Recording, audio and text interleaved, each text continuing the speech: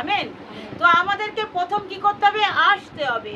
দ্বিতীয় কি করতে হবে? আপনার নিজের প্রতি সচেতন থাকতে হবে। তারপরে এসে প্রভুর কাছে বলতে হবে যে প্রভু আমি দুঃখী, তার কাছে সমর্পণের জীবন যাপন করতে হবে। তারপরে কি করবে? প্রভু আমাকে সেই পরিস্থিতি থেকে ছাড়াবে এবং বাইবেল বলছে আমি ভেড়ার মতন মেষপালকের মতন তোমাদেরকে একটা সুন্দর পরিবার দেব, যেই ভেড়া কোনো নিজের কোনো চিন্তা করতে হবে না। আমেন।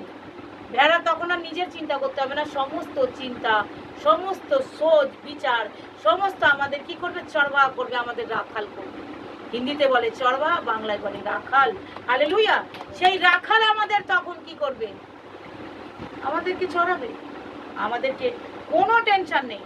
ওই জন্য প্রভুর কাছে যখন আসো তার শব্দটাকে শুনে তার সাথে অ্যালার্ট হয়ে আসো যে না আমি প্রভুর শব্দ শুনবো, আমার জীবনে কোনো আশা থাকবে। যাদের জীবনে কোনো আশা নেই তাদের জীবনে